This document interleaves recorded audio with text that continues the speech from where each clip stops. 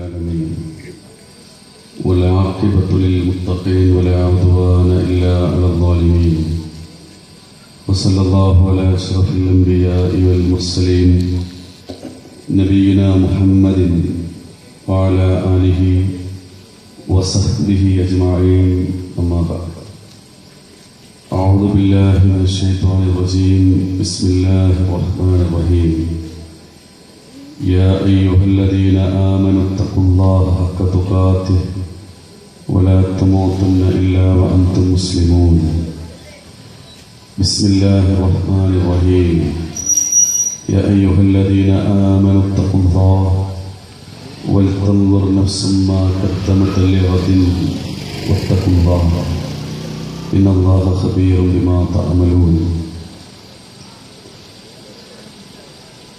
മുജാഹിദ് നവോത്ഥാന പ്രസ്ഥാനത്തിൻ്റെ 8ാമത് സംസ്ഥാന സമ്മേളനം ഈ വരുന്ന ഫെബ്രുവരി ആദ്യവാരം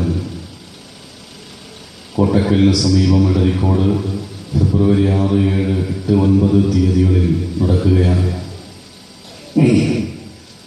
അതിൻ്റെ പ്രചരണം കേരളത്തിൻ്റെ ഗ്രാമഗ്രാമാന്തരങ്ങളിലും നഗരവീഥികളിലും നടന്നുകൊണ്ടിരിക്കുന്ന വളരെ അസുലഭകരമായ ഒരു മുഹൂർത്തത്തിൽ പ്രമുഖ പണ്ഡിതൻ അബ്ദുൽ അസീസ് മദനിയുടെ വളരെ ഗഹനവും പഠനാർഹവുമായ പ്രഭാഷണത്തിന് ശേഷം ചുരുങ്ങിയ സമയം കൊണ്ട് ഈ സമ്മേളനം മുന്നോട്ട് വെക്കുന്ന 3 പ്രമേയങ്ങളെ പറയാനാണ് ഞാൻ ആഗ്രഹിക്കുന്നത്. മതം, മാനവികത, നവോത്ഥാനം എന്ന സർവകാലിക പ്രസക്തമായ 3 പ്രമേയങ്ങളാണ് മുജാഹിദ് പ്രസ്ഥാനം 8ാമത് സംസ്ഥാന സമ്മേളനത്തിനായി തെരഞ്ഞെടുത്തിട്ടുള്ളത്. ഈ 3 പ്രമേയങ്ങൾ മതവും മാനവികതയും നവോത്ഥാനവും കേരളത്തിൻ്റെ മുഴുവൻ മതിലുകളിലും രചിക്കപ്പെടുകയും ഈ പ്രമേയത്തിൻ്റെ പ്രാധാന്യം കേരളത്തിലെ പൊതുസമൂഹത്തിൻ്റെ ഉള്ളിലേക്ക് പകർന്നു കൊടുക്കുകയും ചെയ്യുന്ന വളരെ അസുലഭകരമായ ഒരു സന്ദർഭത്തിലൂടെയാണ് കേരളത്തിൻ്റെ ആത്മീയ ലോകവും സാംസ്കാരിക സാമൂഹിക ലോകവുമൊക്കെ സഞ്ചരിച്ചു കൊണ്ടിരിക്കുന്നത്. അതുകൊണ്ട് തന്നെ ഈ പന്തലിങ്ങളിൽ ഇത്തരമൊരു പരിപാടി സംഘടിപ്പിക്കുക എന്നത് വളരെ അഭിമാനകരമായ ഒരു കാര്യമാണ്.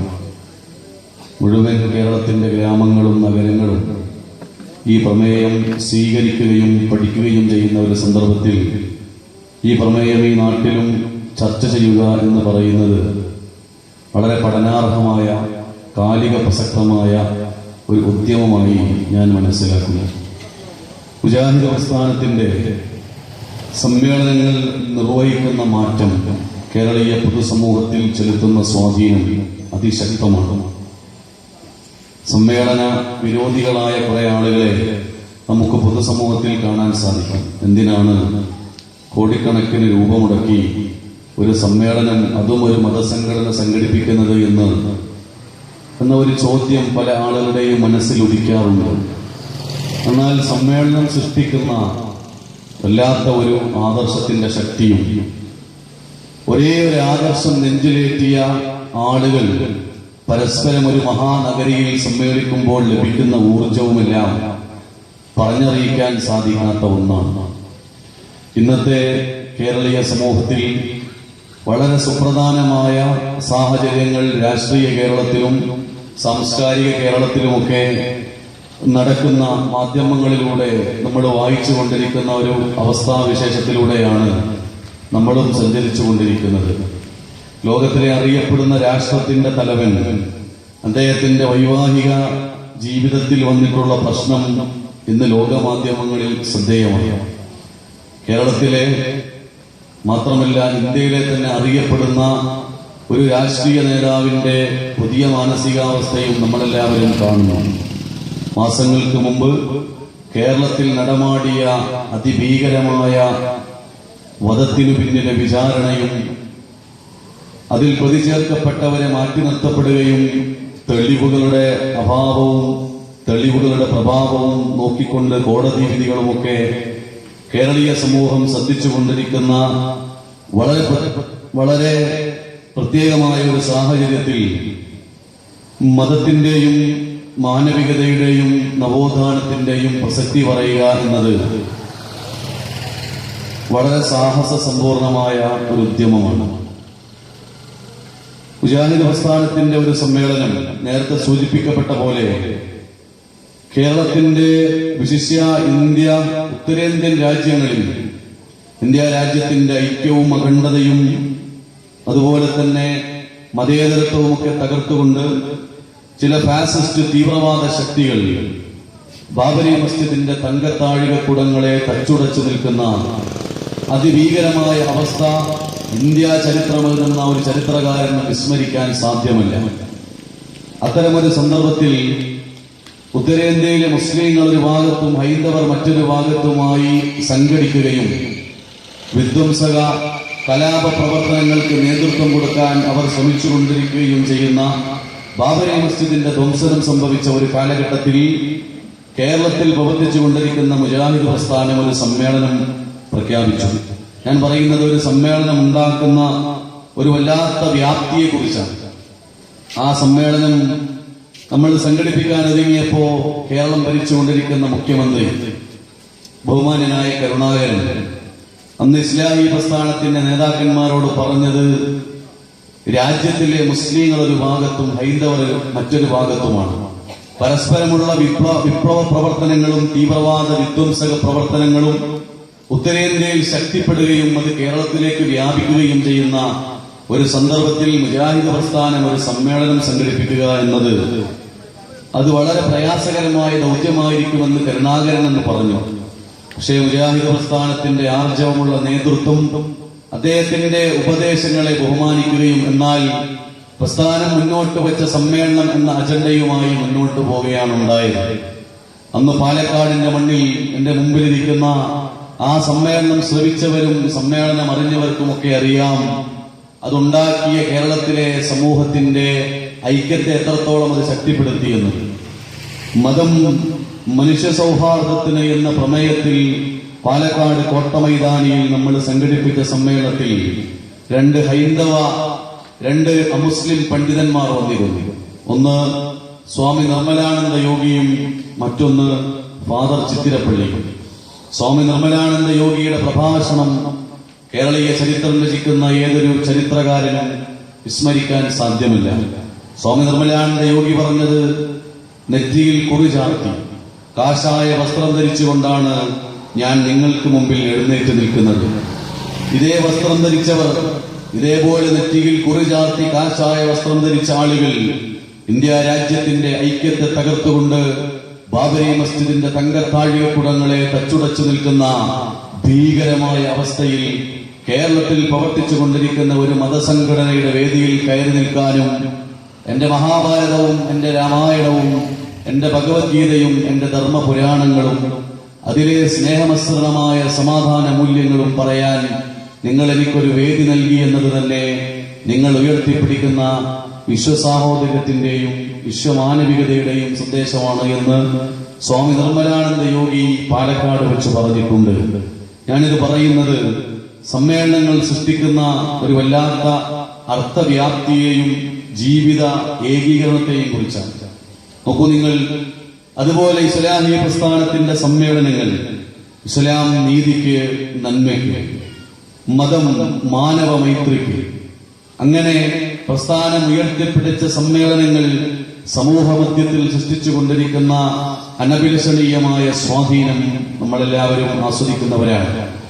ആ ഒരു സന്ദർഭത്തിലാണ് എന്താണ് മുജാഹിദ് പ്രസ്ഥാനത്തിന് യഥാർത്ഥ ആദർശ വൈകല്യങ്ങളില്ലാത്ത, വ്യതിയാനമില്ലാത്ത, ഇന്ന് ഈ നിൽപ്പിലും ചങ്കൂറ്റത്തോടുകൂടി തൗഹീദിന്റെ വിഷയത്തിലും സംഘടനയുടെ വിഷയത്തിലും ശക്തമായ നിലപാടുള്ള ഒരു നേതൃത്വത്തിന്, ഒരു പ്രസ്ഥാനത്തിന് കൈരളിക്ക് മുമ്പിൽ പറയാനുള്ളത് എന്താണ് എന്ന് കേരളത്തിലെ പൊതുസമൂഹം വീക്ഷിച്ചുകൊണ്ടിരിക്കുന്ന ഒരു ഘട്ടത്തിൽ നമ്മൾ 3 പ്രമേയങ്ങൾ വിശദീകരിക്കുകയാണ്. എന്താണ് മതം? എന്താണ് സത്യത്തിൽ മതം എന്ന് പറയുന്നത്? മതം എന്താണ് എന്നറിയണമെങ്കിൽ മനുഷ്യന്റെ നിസാരതയെ ലോകം തിരിച്ചറിയും. മനുഷ്യൻ നിസാരനാണ് എന്നും ദൈവമാണ്, അല്ലാഹുവാണ്, ലാ ഇലാഹ ഇല്ലല്ലാഹ് എന്ന ആദർശമാണ് അജയ്യനെന്നും ലോകം തിരിച്ചറിയുമ്പോഴാണ് മതത്തിന്റെ പ്രസക്തി സമകാലിക ലോകത്ത് ശക്തി പ്രാപിക്കുന്നത്. നോക്കൂ, നിങ്ങൾ ചില ആശയങ്ങളെ, ചില ആശയധാരകളെ നിങ്ങളുമായി പങ്കുവെക്കാൻ ഞാനും ആഗ്രഹിക്കുകയാണ്. കമ്മ്യൂണിസ്റ്റ് പ്രസ്ഥാനത്തിന് ലോകത്തിൽ വലിയ സ്വാധീനമുണ്ടാക്കാൻ സാധിച്ചിട്ടുണ്ട്. തിരമാലകളുടെ ശക്തി പോലെയാണ് കമ്മ്യൂണിസ്റ്റ് ചിന്താധാരകൾ ലോകത്തിന്റെ പൊതുസമൂഹത്തിൽ സൃഷ്ടിച്ച സ്വാധീനം. അതിന് നേതൃത്വം കൊടുത്ത ബുദ്ധിജീവികളും കമ്മ്യൂണിസ്റ്റ് മാനിഫെസ്റ്റോയും മൂലധനം എന്ന് പറയുന്ന പുസ്തകം രചിച്ച ആളുകളുമെല്ലാം അവരുടെ ജീവിതത്തിന്റെ സമാപനത്തിൽ എത്തി നിൽക്കുമ്പോൾ അവർ അനുഭവിച്ച ഏറ്റവും വലിയ പ്രശ്നം അവരുടെ ജീവിതം അവസാനിപ്പിക്കണം എന്നുള്ളത് തന്നെയാണ്. ജീവിതത്തോട് അവർക്ക് മടുപ്പ് സംഭവിച്ചു.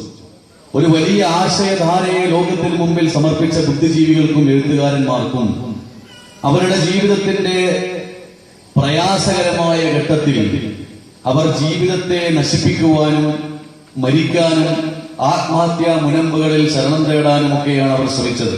സൈനൈഡിന്റെ കുപ്പി എനിക്ക് വാങ്ങിത്തരുമോ എന്ന് പരസ്പരം അങ്ങോട്ടും ഇങ്ങോട്ടും രണ്ട് നേതാക്കന്മാർ തമ്മിൽ എഴുതിയ കത്തിൽ തന്നെ പറയുന്നുണ്ട്.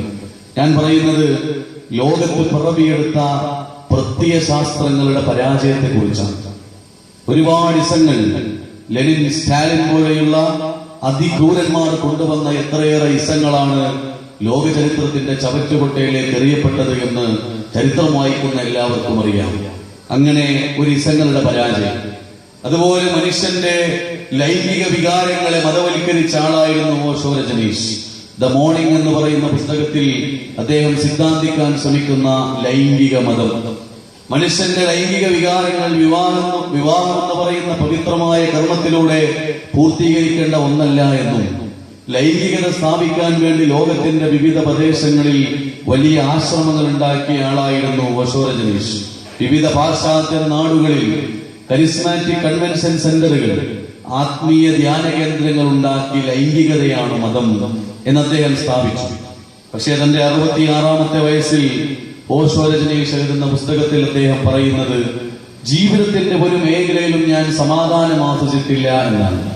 ഞാൻ സമാധാനം ആസ്വദിച്ചിട്ടില്ല. മാത്രമല്ല, ലൈംഗികതയാണ് മതം എന്ന് സ്ഥാപിക്കാൻ, അത് സമർത്ഥിക്കാൻ ഞാൻ രചിച്ച പുസ്തകങ്ങളെല്ലാം ഞാൻ അഗ്നി ഭഗവാന് സമർപ്പിക്കുന്നു എന്നാണ്. ഞാൻ തീയിട്ട് കരിച്ചു കളയുന്നു എന്നാണ് അദ്ദേഹം ഭാവിയിൽ ജീവിക്കുന്നത് ഭ്രാന്തനായിക്കൊണ്ടാണ്. ലൈംഗികതയെ മതവൽക്കരിക്കാൻ ലോകത്തിന്റെ അഷ്ടദിക്കുകളിൽ വലിയ വലിയ ആത്മീയ ധ്യാന കേന്ദ്രങ്ങൾ ഉണ്ടാക്കി സ്ത്രീയെയും പുരുഷനെയും വസ്ത്രമില്ലാതെ അഴിഞ്ഞാടാൻ ആശ്രമമൊരുക്കിയ ഓഷോ രജനീഷിന്റെ ചരിത്രത്തിലുള്ള പതനം നമ്മൾ വായിക്കുന്നു. ഓഷോ രജനീഷ് കമ്മ്യൂണിസ്റ്റ് പ്രത്യയശാസ്ത്രങ്ങൾ ചരിത്രത്തിൽ തകരുന്നു. അതുപോലെയായിരുന്നു സായിബാബ ഏതാണ്ട് ഒരു വർഷം മുമ്പ് മരണപ്പെടുമ്പോ പുട്ടപർത്തിയിലെ ആശ്രമത്തിലെ ആളുകൾ അവരുടെ ഉള്ളിലുദിക്കുന്ന ചോദ്യം, ഇനി ആരുണ്ട്? ആശ്രമത്തിൽ സായിബാബ ഇരുന്ന കസേരയിൽ കോടിക്കണക്കിന് രൂപ വിലമതിക്കുന്ന ആ സ്വർണ്ണ കസേരയിൽ ഇരിക്കാൻ ഇനി ആരുണ്ട് എന്നതാണ് ആ ആശ്രമ നിവാസികളുടെ, സായി ഭക്തന്മാരുടെ ചിന്ത എന്ന് പറയുന്നത്. ആ സായിബാബ മരണപ്പെട്ടപ്പോ പിറ്റേ ദിവസം ഇറങ്ങിയ ഇന്ത്യൻ എക്സ്പ്രസ് പത്രം ചോദിക്കുന്ന ചോദ്യം ആഫ്റ്റർ ഹിം ഹൂ എന്നാണ്. അദ്ദേഹത്തിന് പകരം ഇനി ആരുണ്ട്? 35,000 കോടി രൂപ ആസ്തി ഉണ്ടാക്കിയിരുന്ന സായിബാബ അദ്ദേഹം മരണപ്പെട്ടപ്പോ ഇന്ത്യയിലെ അറിയപ്പെടുന്ന ആശുപത്രിയിൽ അദ്ദേഹത്തെ കിടക്കുന്നത് വെന്റിലേറ്ററിൽ. നമുക്കൊരു മനുഷ്യനെ കൊല്ലങ്ങളോളം എടുത്താം വെന്റിലേറ്ററിൽ. മരണപ്പെട്ട മനുഷ്യന് പുറത്തുനിന്ന് ശാസ്ത്രീയ ബുദ്ധി ഉപയോഗിച്ചുകൊണ്ട് ശാസ്ത്രീയമായി ലഭിച്ചുകൊണ്ടിരിക്കുന്ന ശ്വാസവും അതുപോലെ ജൈവപരമായ നടപടിക്രമങ്ങളും ശരീരത്തിന്റെ ഉള്ളിൽ വെന്റിലേറ്ററിലൂടെ സ്ഥാപിക്കപ്പെടും. അത് കൊടുത്ത് 1.5 ആഴ്ചയോളം സായിബാബയെ വെന്റിലേറ്ററിൽ കിടത്തി അദ്ദേഹത്തിന്റെ ആശ്രമത്തിന്റെ നിയന്ത്രണം ഇന്ത്യൻ സൈന്യം ഏറ്റെടുത്തതിന് ശേഷം ആശ്രമത്തിന്റെ സമ്പൂർണമായ സുരക്ഷിതത്വം ഉറപ്പുവരുത്തിയതിനു ശേഷമാണ് സായിബാബ മരണപ്പെട്ടു എന്ന വാർത്ത ലോകം കേൾക്കുന്നത്. അദ്ദേഹത്തിന്റെ ജീവിതത്തെ അറിഞ്ഞവർക്ക് എല്ലാവർക്കും അറിയാം, അദ്ദേഹം കപടമായ ഒരു ആത്മീയതയെ സമ്മാനിച്ച ആളായിരുന്നു. അദ്ദേഹത്തെ വല്ലാണ്ട് ഇഷ്ടപ്പെട്ട ഒരാളായിരുന്നു മൈക്കിൾ എന്ന് പറയുന്ന ഫോട്ടോഗ്രാഫർ. എന്റെ മുമ്പിലിരിക്കുന്ന പല ആളുകളും മൈക്കിളിനെ മറന്നിട്ടുണ്ടാവുകയില്ല. മൈക്കിൾ ലണ്ടനിലെ അറിയപ്പെടുന്ന ഫോട്ടോഗ്രാഫറായിരുന്നു. മൈക്കിളിന്റെ ഏറ്റവും വലിയ ആഗ്രഹം സായിബാബ പങ്കെടുക്കുന്ന പൊതുപരിപാടിയിലെ എല്ലാ രംഗങ്ങളും തന്റെ ക്യാമറയിൽ പകർത്തുക എന്നതാണ്. ബോംബെയിലെ അറിയപ്പെടുന്ന ഒരു അവാർഡ് ഫംഗ്ഷനിൽ, ഒരു അവാർഡ് കൊടുക്കുന്ന ഫംഗ്ഷനിൽ ഏറ്റവും കൂടുതൽ മാർക്ക് നേടിയ ഒരു ആൺകുട്ടിയെയും പെൺകുട്ടിയെയും സായിബാബ ആദരിച്ചപ്പോ ഒരു പെൺകുട്ടിക്ക് സായിബാബ അവാർഡ് കൊടുക്കുന്നത് തന്റെ കയ്യിന്റെ മാസ്മരികമായ വിദ്യയിലൂടെ കൈ 3-4 പ്രാവശ്യം കറക്കിക്കൊണ്ട് 4ാമത്തെ കറക്കലിൽ ഉള്ളം കൈയിൽ നിന്ന് അദ്ദേഹം പുറത്തെടുക്കുന്ന സ്വർണമാലയായിരുന്നു. ഇത് കറക്കിയ സായിബാബയുടെ ഓരോ ചലനങ്ങളും മൈക്കിൾ എന്ന് പറയുന്ന ലണ്ടനിൽ നിന്ന് ഒരു സായി ഭക്തനായി ജീവിച്ചിരുന്ന മൈക്കിൾ എന്ന് പറയുന്ന ഫോട്ടോഗ്രാഫർ അദ്ദേഹത്തിന്റെ ക്യാമറയിൽ പതിപ്പിച്ചു. അപ്പോഴാണ് തിരിച്ചറിഞ്ഞത് സായിബാബ തന്റെ സ്വർണമാല എടുത്തത് വായുവിൽ നിന്നല്ല, 2ാമത്തെ കറക്കത്തിൽ അവിടെ ഉണ്ടായിരുന്ന ട്രോഫിക്കടിയിൽ ഒളിപ്പിച്ചു വെച്ച സ്വർണമാല വളരെ ആരാരും അറിയാതെ ഉള്ളംകൈയിലാക്കി അവസാനത്തെ കറക്കലിലാണ് അത് പുറത്തെടുത്തത് എന്ന് മൈക്കിൾ അദ്ദേഹത്തിന്റെ ക്യാമറയിലൂടെ കണ്ടുപിടിച്ച് ലോകത്തിന് മുമ്പിൽ പറഞ്ഞു കൊടുത്തു. 10,000-കണക്കിന് ആളുകൾ ഇതറിയാതെ സായിബാബയ്ക്ക് ഓശാന പാടാനെന്ന് ആ വലിയ മൈതാനിയിൽ ബോംബെ തെരുവിൽ തടിച്ചുകൂടിയിരുന്നു. ആ സായിബാബ മരണപ്പെട്ടപ്പോ അദ്ദേഹത്തിന്റെ മരണാനന്തര കർമ്മങ്ങൾ ഏറ്റെടുക്കാൻ ഇന്ത്യൻ സൈന്യമിറങ്ങി. ഇന്ന് അദ്ദേഹത്തിന്റെ ബിംബത്തോടാണ് പുട്ടപർത്തിയിലെ ജനങ്ങൾ പ്രാർത്ഥിച്ചുകൊണ്ടിരിക്കുന്നത്. ഞാൻ പറയുന്നത് മനുഷ്യരുടെ പതനത്തെക്കുറിച്ചാണ്. കപടമായ ആത്മീയതയും മനുഷ്യന്റെ ചിന്താമണ്ഡലത്തിലൂടെയും മനുഷ്യന്റെ വൈജ്ഞാനിക ലോകത്തിൽ നിന്നും പിറവിയെടുക്കുന്ന ആശയധാരകളും ആത്മീയ ചിന്തകളെല്ലാം ചരിത്രത്തിന്റെ ചവറ്റുകൊട്ടയിലേക്ക് എറിയപ്പെടും എന്ന കാഴ്ച നമ്മൾ കണ്ടുകൊണ്ടിരിക്കുകയാണ്. സമകാലിക ലോകത്ത് പോലും കേരളത്തിന്റെ വിശിഷ്യ വിചാരിത പ്രസ്ഥാനത്തോട് അല്പം ചില ബന്ധമുള്ള ആളുകളുടെ ജീവിതത്തിൽ പോലും നമ്മളത് കണ്ടുകൊണ്ടിരിക്കുന്നു. നോക്കൂ നിങ്ങൾ, 4.5 വർഷങ്ങൾക്ക് മുമ്പ് മാതാ അമൃതാനന്ദമയി ദേവി കേരളത്തിൽ നിന്ന് അമേരിക്കയിലേക്ക് പ്ലെയിൻ കയറുന്നത് വിദഗ്ധ ചികിത്സക്ക് വേണ്ടിയിട്ടായിരുന്നു. വിദഗ്ധ ചികിത്സക്ക് വേണ്ടി. ദൈവത്തിന് ചികിത്സയുടെ ആവശ്യമില്ല, ദൈവത്തിന് ആഹരിക്കേണ്ട ആവശ്യമില്ല, ദൈവത്തിന് വൈദ്യശാസ്ത്രത്തിന്റെ സഹായം ആവശ്യമില്ല എന്ന ഏകദൈവത്വത്തിലേക്കാണ് ഞാൻ കടന്നു വരുന്നത്. നോക്കൂ നിങ്ങൾ, സമകാലിക ലോകത്ത് വരെ മനുഷ്യനിർമ്മിതമായ വ്യക്തിയാദർശങ്ങളും വ്യക്തികൾ നിർമ്മിച്ചെടുത്ത ആത്മീയ ചിന്തകളും സമകാലിക ലോകത്ത് വരെ പരാജയത്തിന്റെ കൈപ്പനീർ കുടിച്ചുകൊണ്ടിരിക്കുന്ന ഒരു സാഹചര്യത്തിലൂടെയാണ് നമ്മൾ മുന്നോട്ട് ഗമിച്ചുകൊണ്ടിരിക്കുന്നത്. ഈ അടുത്ത് അടിച്ചു വീശിയ മുല്ലപ്പൂ വിപ്ലവം ഒരു തെളിവല്ലേ? ഈ പന്തലിങ്ങളിൽ എത്ര വീടുകളുണ്ട്? 2 നില വീടുകൾ, പാവപ്പെട്ട ആളുകളുടെ വീടുകൾ എല്ലാം ഉണ്ട്. എന്നാൽ ഗദ്ദാഫി എന്ന് പറയുന്ന മുല്ലപ്പൂ വിപ്ലവത്തിന്റെ പരിമളം അടിച്ചു വീശിയ ഒരു നാട്ടിൽ ഒരു വലിയ രാജാവുണ്ടായി. അദ്ദേഹത്തിന്റെ കൊട്ടാരം, ഭൂമിക്ക് മുകളിൽ വലിയ കൊട്ടാരം ഉണ്ടാക്കിയ ആളാണ് അദ്ദേഹം. ഭൂമിക്ക് താഴെ അതിനേക്കാൾ വലിയ കൊട്ടാരം. കിലോമീറ്റർ കണക്കിന് ദൂരെ സഞ്ചരിക്കാൻ തുരങ്കങ്ങൾ ഉണ്ടാക്കി ശത്രു സൈന്യത്തിന്റെ ആക്രമണം നേരിട്ട് മനസ്സിലാക്കി രക്ഷപ്പെടാൻ വലിയ കൊട്ടാരം ഒരുക്കിയിരുന്ന ഗദ്ദാഫി എന്ന് പറയുന്ന രാജാവിനെ മുല്ലപ്പൂ വിപ്ലവ അനുകൂലികളും പട്ടാളവും പിടികൂടുന്നത് ഒരു മലിനജല ഓടയിൽ നിന്നാണ്. മഹാകൊട്ടാരമൊരുക്കിക്കൊണ്ട് സ്വേച്ഛാധിപത്യത്തിന്റെ അരമനയിൽ രമിച്ചു ജീവിച്ച ഒരു രാജാവിനെ പട്ടാളം പിടികൂടുന്നത് എല്ലാ അഴുക്കുകളും ഒഴുകുന്ന ഒരു മലിനജല ഓടയിൽ നിന്ന്. പ്രിയപ്പെട്ടവരെ, ഇവിടെയാണ് മനുഷ്യരുടെ പരാജയങ്ങൾ നമ്മൾ കേട്ടുകൊണ്ടിരിക്കുന്നത്. നോക്കൂ നിങ്ങൾ, അമേരിക്ക എന്ന് പറയുന്ന രാജ്യത്തിന്റെ പുതിയ വാർത്തകൾ നമ്മോട് പറയുകയാണ്. അമേരിക്കയിലെ 100-ൽ 40% ജനങ്ങൾ അമേരിക്കയിലല്ല താമസിക്കുന്നത്. അവർ മറ്റ് രാജ്യങ്ങളിലെ ആത്മീയ ധ്യാന കേന്ദ്രങ്ങളിൽ സമാധാനത്തിന് വേണ്ടി പോയിക്കൊണ്ടിരിക്കുന്നു എന്ന വാർത്ത കേൾക്കുമ്പോ ലോകത്തിന്റെ ഏറ്റവും വലിയ അധികാര ശക്തി, ഏറ്റവും വലിയ സാമ്പത്തിക ശക്തി, ഏറ്റവും വലിയ യുദ്ധശക്തി ഈ രാജ്യം സ്വന്തം ജനങ്ങൾക്ക് സമാധാനം കൊടുക്കുന്നതിൽ പരാജയപ്പെടുന്നുവെന്ന വാർത്തയാണ് നമ്മൾ കേട്ടുകൊണ്ടിരിക്കുന്നത്. ഇവിടെയാണ് നമ്മൾ മതത്തെക്കുറിച്ച് ചർച്ച ചെയ്യുന്നത്. എന്താണ് മതം? ലോകത്ത് ഇവരാരും കൊണ്ടുവന്നതല്ല മതം. ബുദ്ധൻ, നിങ്ങൾ ബുദ്ധനെ കേട്ടിട്ടുണ്ടാവും. ഒരു വലിയ കൊട്ടാരത്തിൽ നിന്ന് ആത്മീയത അന്വേഷിച്ചുകൊണ്ട് അദ്ദേഹം പോയത് കാട്ടിലേക്കായിരുന്നു. കാട്ടിലേക്ക് ആത്മീയത പറയാൻ പോയ ബുദ്ധന്റെ സമകാലിക ബുദ്ധമതത്തിന്റെ സഞ്ചാരം എവിടെ നിലച്ചു എന്ന് നമ്മൾ അറിയണം. ശ്രീലങ്കയിൽ പൊളിച്ചുകൊണ്ടിരിക്കുന്ന ബുദ്ധക്ഷേത്രങ്ങളുടെ കഥകളാണ് നമ്മൾ കേട്ടുകൊണ്ടിരിക്കുന്നത്. ലോകത്ത് പിറവിയെടുത്ത മനുഷ്യരുടെ ബുദ്ധിയിൽ നിന്ന് ഉത്ഭവിച്ച ആത്മീയ ചിന്തകളെല്ലാം ചരിത്രത്തിൽ ഉദയം പ്രാപിച്ചിട്ടില്ല എന്ന വാർത്ത കേൾക്കുമ്പോ ലോകത്തിൽ അജയ്യമായ ഒരു ആത്മീയതയുണ്ട്, ഇസ്ലാം എന്ന് പറയുന്ന ആത്മീയതയുണ്ട് എന്ന് നമ്മൾ പഠിപ്പിക്കുന്നു. 2010-11 കാലഘട്ടത്തിൽ ലോകത്തിൽ നോബൽ സമ്മാനം പ്രഖ്യാപിക്കപ്പെട്ടു. നമ്മൾ അറിയണം, എല്ലാവരെയും പിടിച്ചു കുലുക്കുന്ന വളരെ പ്രധാനപ്പെട്ട ഒരു വാർത്തയാണ്. വായിക്കുന്ന വിദ്യാർത്ഥികൾ അത് വായിച്ചിട്ടുണ്ടാകും എന്ന് ഞാൻ വിചാരിക്കുന്നു. 2010-11 കാലഘട്ടത്തിൽ നോബൽ സമ്മാനം പ്രഖ്യാപിച്ചപ്പോ വൈദ്യശാസ്ത്രത്തിൽ അത് ലഭിച്ച ഒരാൾ അമേരിക്കയിലെ വാഷിംഗ്ടണിൽ നിന്നുള്ള റാൽഫ് സ്റ്റീൻമാൻ എന്ന് പറയുന്ന ഒരു വൈദികനാണ്, ഒരു ഡോക്ടർക്കാണ്. അദ്ദേഹം അത് ലഭിക്കാനുണ്ടായില്ല, അദ്ദേഹം മരണപ്പെട്ടു പോയിരുന്നു. അദ്ദേഹം വാഷിംഗ്ടണിലെ അറിയപ്പെടുന്ന ലാബിൽ അദ്ദേഹത്തിന്റെ ഗവേഷണ പുസ്തകമായി അദ്ദേഹം എഴുതിയത് മനുഷ്യന്റെ ആന്തരിക അവയവങ്ങളിലൂടെ മാരകമായി പടർന്നു പിടിക്കുന്ന ക്യാൻസർ കോശങ്ങളെ കുറിച്ചാണ്. റാൽഫ് സ്റ്റീൻമാൻ എന്ന് പറയുന്ന വ്യക്തി അദ്ദേഹത്തിന്റെ ഗവേഷണ പ്രബന്ധം ഉണ്ടാക്കി. തന്റെ കുടുംബ ബന്ധം പോലും വിച്ഛേദിച്ചുകൊണ്ട് 30 വർഷത്തോളം അദ്ദേഹം ക്യാൻസറിനെ കുറിച്ച്, മനുഷ്യന്റെ ആന്തരിക അവയവങ്ങളിലെ ക്യാൻസർ കോശങ്ങളെ കുറിച്ചാണ് അദ്ദേഹം പുസ്തകം എഴുതിയത്. ഈ പുസ്തകം എഴുതി നോബൽ സമ്മാനം കൊടുക്കേണ്ട കമ്മിറ്റിക്ക് മുമ്പിൽ അത് സമർപ്പിച്ച് നോബൽ സമ്മാനം ഏറ്റുവാങ്ങാൻ അത് ഏറ്റുവാങ്ങിക്കൊണ്ട് അദ്ദേഹത്തിന്റെ പ്രശസ്തി ദേശാന്തരങ്ങളിലേക്ക് ഉയർന്നു കയറി. അത് സ്വപ്നം കണ്ടിരുന്ന ഡോക്ടർ നോബൽ സമ്മാനം പ്രഖ്യാപിക്കുന്നതിന്റെ 3 ദിവസങ്ങൾക്ക് മുമ്പ് മരണപ്പെട്ടു പോയിരുന്നു. എന്തായിരുന്നു കാരണം? 3 ദിവസങ്ങൾക്ക് മുമ്പ് അദ്ദേഹം തന്റെ മറ്റൊരു സുഹൃത്തിന്റെ അടുക്കൽ പോയിട്ട് പറഞ്ഞു, എന്റെ വയറിന്റെ ഉള്ളിൽ വല്ലാത്ത വേദനയുണ്ട്. അങ്ങനെ പ്രാഥമികമായ പരിശോധന നടത്തിയപ്പോ അദ്ദേഹത്തിന് മനസ്സിലായി അദ്ദേഹത്തിന്റെ പാൻക്രിയാസ് ഗ്രന്ഥിയിൽ ക്യാൻസർ ആണ്. തന്റെ പാൻക്രിയാസ് ഗ്രന്ഥിയിലൂടെ പടർന്നു കയറിക്കൊണ്ടിരിക്കുന്ന മാരകമായ ക്യാൻസർ കോശങ്ങളെ കുറിച്ച് ആ ഡോക്ടറിന് യാതൊരു അറിവുണ്ടായിരുന്നില്ല. അങ്ങനെ നോബൽ സമ്മാനം ഏറ്റുവാങ്ങാതെ അദ്ദേഹം മരണപ്പെട്ടു പോകുന്നു. മൻ അറഫ നഫ്സഹു അറഫ റബ്ബഹു. സ്വന്തം ശരീരത്തെ അറിഞ്ഞവൻ അവന്റെ സൃഷ്ടാവിനെ അറിഞ്ഞിരിക്കുന്നു എന്നൊരു ചൊല്ല് അറബിയിലുണ്ട്. നമ്മൾ നോക്കൂ, എത്ര സങ്കീർണമാണ് മനുഷ്യന്റെ ശരീരം.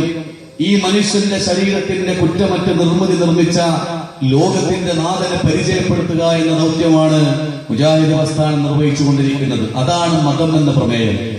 ആശയധാരകളും പ്രത്യയശാസ്ത്രങ്ങളും അതുപോലെ തന്നെ ഫിലോസഫിക്കൽ ചിന്തകളും അധികാര ശക്തികളും വിജ്ഞാനത്തിന്റെ വിഹായസിൽ ഉയർന്നു നിന്ന വ്യക്തിത്വങ്ങളും കപടമായ ആത്മീയതയെ ലോകത്ത് അവതരിപ്പിച്ചവരെല്ലാം പരാജയപ്പെടുമ്പോ ലോകത്ത് അജയ്യമായ ഒന്നുണ്ട് എന്ന് നമ്മൾ പറയുന്നു. അതാണ് മൻ അറഫ നഫ്സഹു അറഫ റബ്ബഹു എന്ന് പറയുന്നത്. സ്വന്തം ശരീരത്തെ അറിഞ്ഞവൻ അവന്റെ സൃഷ്ടാവിനെ അറിഞ്ഞിരിക്കുന്നു. ഏതാണ് ആ സൃഷ്ടാവ്? മനുഷ്യന്റെ കാൽപാദം ഈ ലോകത്ത് പതിയുന്നതിന് മുമ്പ് ഇവിടെ കാനനങ്ങളും കാട്ടാറുകളും കാർമേഘങ്ങളും സൃഷ്ടിച്ച ലോകത്തിന്റെ ഏകനായ തമ്പുരാനെ ലോകം തിരിച്ചറിയണമെന്നാണ് മുജാഹിദ് പ്രസ്ഥാനം 1ാമത്തെ പ്രമേയത്തിലൂടെ പറയുന്നത്. നോക്കൂ, നിങ്ങൾ മനുഷ്യന്റെ ശരീരത്തിന്റെ പ്രതിരോധ ശേഷിയെ കുറിച്ച് നിങ്ങൾ പഠിച്ചിട്ടുണ്ടാകും. എന്താണ്? അതിസങ്കീർണമാണ് മനുഷ്യന്റെ പ്രതിരോധ ശേഷി. നമ്മള് മീഡിയകളിലൂടെ, മാധ്യമങ്ങളിലൂടെ അമേരിക്കൻ ഇറാഖ് യുദ്ധം കണ്ടുകൊണ്ടിരിക്കുന്ന ആളുകളാണ്. ഫലസ്തീൻ ഇസ്രായേൽ സംഘടനകൾ കണ്ടുകൊണ്ടിരിക്കുന്ന ആളുകളാണ്. എന്നാൽ ഇതിനേക്കാൾ അതിഭീകരമായ യുദ്ധമാണ് നമ്മുടെ ശരീരത്തിന്റെ ഉള്ളിൽ നടക്കുന്നത്. ഒരു ഭാഗത്ത് മനുഷ്യന്റെ ആന്തരിക അവയവങ്ങളെ മരിപ്പിക്കാനും കൊല്ലാനും വേണ്ടി ഒരു ഭാഗത്ത് വൈറസുകളും ബാക്ടീരിയകളും അണിനിരക്കുമ്പോ മറുഭാഗത്ത് പടച്ച തമ്പുരാൻ മാക്രോഫാഗസുകൾ എന്ന് പറയുന്ന കോശങ്ങൾ ഉണ്ടാക്കുന്നു, ഫാഗോസൈറ്റ്സുകൾ ഉണ്ടാക്കുന്നു, ഓക്സിലറി ബി സെൽസുകളും ഓക്സിലറി ടി സെൽസുകളും ഉണ്ടാക്കുന്നു. ഈ 4 രൂപത്തിലുള്ള കോശങ്ങൾ ഈ ബാക്ടീരിയകളോടും വൈറസുകളോടും നമ്മുടെ ശരീരത്തിന്റെ ഉള്ളിൽ ഏറ്റുമുട്ടുന്നു. ഈ കോശങ്ങൾ പരാജയപ്പെടുമ്പോൾ പടച്ച തമ്പുരാൻ ഒപ്രസീവ് സെൽസ് ഉണ്ടാക്കുന്നു, അടിച്ചമർത്തുന്ന കോശങ്ങൾ. ഈ അടിച്ചമർത്തുന്ന കോശങ്ങൾ മനുഷ്യന്റെ ശരീരത്തിലെ വൈറസുകളെയും ബാക്ടീരിയകളെയും സമൂലമായി, സമ്യക്കായി, സമഗ്രമായി കൊണ്ട് അടിച്ചമർത്തുന്നു. അവിടെ തീർന്നില്ല മനുഷ്യന്റെ പ്രതിരോധ സംവിധാനം.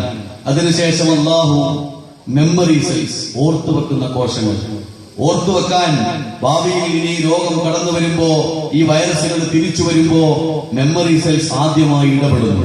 ഇത്രമേൽ അതിസങ്കീർണമായ പ്രതിരോധ സംവിധാനം മനുഷ്യന്റെ ശരീരത്തിൽ ഒരുക്കിയ ഒരു രക്ഷിതാവിനെ ലോകം തിരിച്ചറിയണമെന്നാണ് നമ്മൾ പറയുന്നത്. ഇവിടെയാണ് മതം എന്ന പ്രമേയം സാർത്ഥകമാണ്. നോക്കൂ നിങ്ങൾ, ലോകത്ത് എത്രയേറെ ബുദ്ധിജീവികളാണ് ഇസ്ലാമിനെ തിരിച്ചറിയുന്നത്.